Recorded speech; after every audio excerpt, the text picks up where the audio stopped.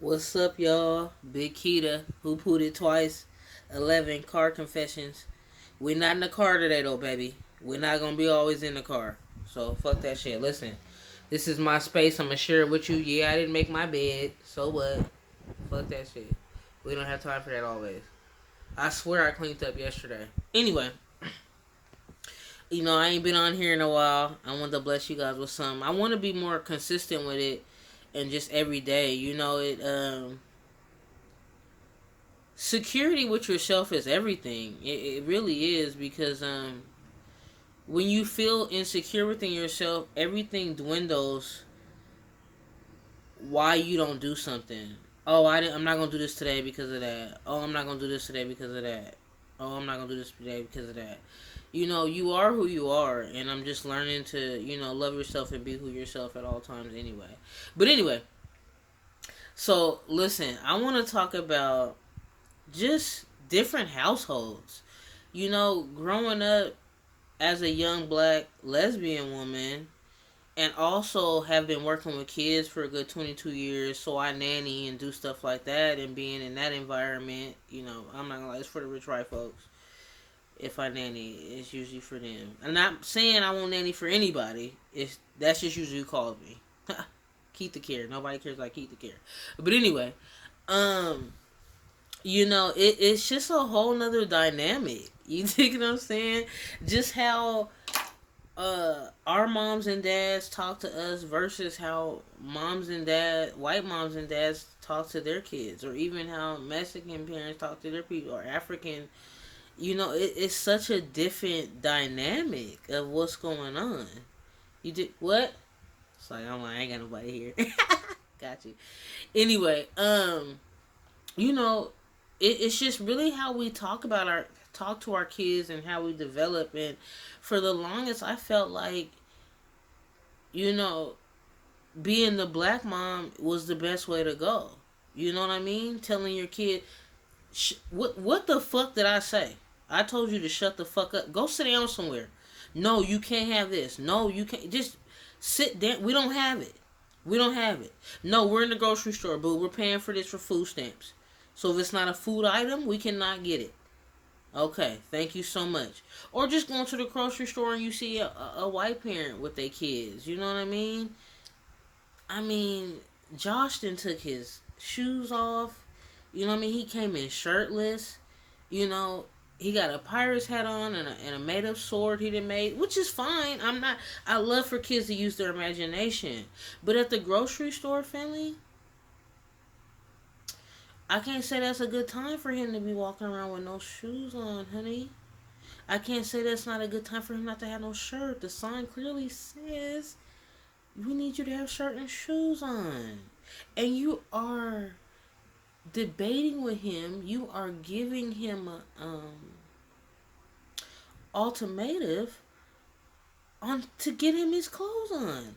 If that was a black parent, and we would even thought to have a shoelace untied or just something looking weird. This is why I wanted to leave your ass in the car, because you don't fucking listen. I told you to put that shit. First off, they on the wrong motherfucking feet. Now I already taught you that shit. You got us out here looking stupid. That's what the black parent would have said. Oh, my mama, don't tell me that's what they wouldn't have said. That's what they would have said. But a white parent, you're in no dish. I'm not judging people. I'm just saying it's just funny. I'm over here in the store and the ladies, hey, come on, Josh, come on, please. Well, just get one shoe on for me. I just only need you to get one shoe. If you get one shoe on, I'll buy you whatever you want in here. You was gonna buy him whatever the fuck he wanted, regardless. So that's not really a good exchange for him. He needs something bigger than that. You think what I'm saying? He's looking dead at you running. You think what I'm saying? You got your husband over here. He's not paying attention. He's probably fucking his secretary. Oops, did I say that? Sorry. But anyway, we have to pay more attention. And no disrespect to the Mexicans, but I need you to pay more attention to your kids when they're in the store. I do. I can't take it anymore. You dig what I'm saying? Hello, Elizabeth has been shopping with me for the past 2 minutes. You ain't came around the corner. You ain't asked nothing about what's going on. She looking dead at me, smiling, looking up, smiling. I'm not buying you shit. I can barely buy me what I got in this motherfucking cart. You need to go back to whoever the fuck you came with, boo. I'm matter of fact, let me take you to the front. We can call your name over the intercom. They can come get your ass. But I need you to start paying more attention. That's how kids get snatched, and that's a serious thing. You dig what I'm saying? We wouldn't have so many red alerts if we pay more attention to our kids. There's no reason why your kid's running 10 miles in front of you. You're not there yet. And at this age, you're not getting there. So you need to hold their hand, Philly. There's no reason why they're 10 steps ahead of me. And you can't say it's because they're being free. Fuck that. There's a lot of weirdos in the world. Get yourself together. This isn't a good time to be free. We ain't in the house. You dig what I'm saying? You're not on a one-on-one session with your child. Let's get it together. 100%. Anyway, growing up in my household, I had two different households. I had a real, well, supposed to be conservative. We went to church every day. When I say every day, I mean Monday through Sunday. I was an usher. I was praise team dance. I sung in the choir. Mind you, I can't dance. I can't sing. I can act like a motherfucker though. Sign me. Hello. But other than that, all that other stuff I was doing, I had to go Monday through Sunday, and it was not by choice. Okay, and this is what I'm gonna say to you, church, you church parents. If you want us to be there all day, bring a snack. There's no reason why we're sitting in there. We ain't had shit to drink. You talking about drinking out of that water fountain? Listen, baby, they haven't cleaned them pipes in a long time. The water's brown. I'm thirsty. I'm dehydrated. I'm actually excited for what's that Sunday? Oh man, that's terrible. I don't know it. What's that Sunday where they do the bread and the cranberry juice? Finally, I'm just happy to get the juice. I'm when they said and the kids always last. I be so thirsty. I be thinking in my mind like, can we get a snack or something? I'm not gonna lie. The lady that raised me, she would have some candy. It'd be the strawberry candy with the strawberry wrapper. Hello. Or it'd be that green, yellow, white kind of that shit that melt in your mouth. It was like that dust type of shit. But it was a good snack when you needed one. Hello, don't lie. And butterscotch. Don't play with me. They didn't want you chewing gum because they didn't want you smacking. You feel what I'm saying? They didn't bring the heavy snacks because they didn't want you falling asleep. Okay, well, we've been here for 2 hours. I love God so much. But listen, your sermon doesn't need to be 2 hours. We've got it. We probably understand it after 45 minutes. But I'm going to give you an extra 15. And then 3, offering plates you have to dish out. Listen, Finley, we don't have no money. Okay? First off, now that I'm an adult, I really don't have any money. I give $1 to the homeless people. That's my tithes. That's the best I can do. You know what I mean? God forgive me, but I don't have enough money to be out here, $5, $20. I see people putting 50, hundreds in there, and I'm like, yeah, that must be retirement money, baby, because I don't have it on my salary. Not as a TA, a IA. Look, I don't even know what I am.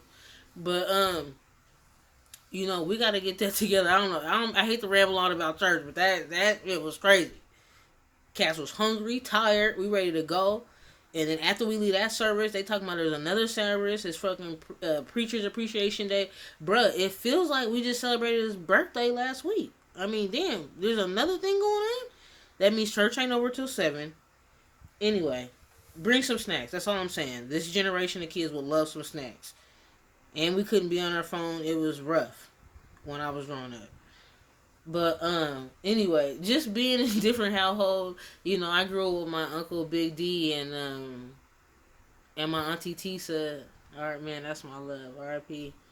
And my brother and my sister, they really my first cousin, but they my brothers and sisters to me. And my uncle just yelled a lot. He always, you was getting cut. It don't matter what it was, you was getting cussed the fuck out. You know what I mean? And my auntie was just sitting on the couch ready for the party. No matter what it was. She was ready to fucking kick it. Okay, what I'm saying? And if you got in trouble, she was telling on you.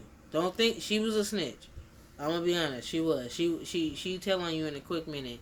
But just to come home to all that fuck, fuck this, you did this, and you know what I mean. As a child, I guess I was more intimidated about the yelling. You know what I mean? I really didn't know what he was saying or what he was talking about. I really didn't give a fuck. But it was the fact that he was yelling that was so aggressive that made me feel like I needed to listen. Although I wasn't using my ears. I just think that we need a better balance of how we are with our kids. Because I know sometimes a neighbor be not knowing if they should call the police or what's going on. Is it child abuse? What's going on? And white folks, you guys gotta put your foot down. You just let too much shit slide. You know what I mean? There's no way my kid is telling me what is and what isn't. And maybe that's why I don't have kids right now. Because I'm shutting it the fuck down. Nigga, you said what? I'll slap the shit out of you right now in front of your teacher. And then I'll slap your teacher if she has something to say about it. That's funny because I'm a teacher. But anyway, we just gotta do better with how we, and we don't have no rule books on how we should raise kids. I'm not saying, I don't know what I'm saying, but I just know that we gotta kind of find a dynamic because these kids is too spoiled. They don't have to clean up after themselves no more. They don't do shit you ask them to do. Like, we need some help. You dig what I'm saying? But you gotta be there for your kids and you gotta love them, and they depend on you. But the truth is, we still learning while we supposed to be teaching them. And so while you teaching them, teach them a little, at least the basics of what you know that's been working for you in life. You dig what I'm saying? You just kind of buying them shit and just going on with whatever. That's not helping them. these kids is off the hook. I had a kid call me a bitch a few times. I said, bruh, listen. Before you start talking to me like that, I'm gonna need you to get your outfit right. There's no way. There's no way we're in January and you've had that on since September. And not only that, there has been no floods going on. So they should at least go to your ankles. You dig what I'm saying? Get yourself all the way together before you come and check me. Then I might even allow you to talk to me. We might even have a battle after that. But there's no way in hell you about to call me out my name, baby, and your outfit looks like that. There's no way. There's no way possible. I can't believe you talk to me like that. That's crazy. But I'm out of here, man. It's Big Keita. I enjoyed this. Come and check my YouTube out. Who Pooed It Twice 11 car confessions. Like I said, we ain't always gonna be in the car. So take it what it is, baby. Like and comment.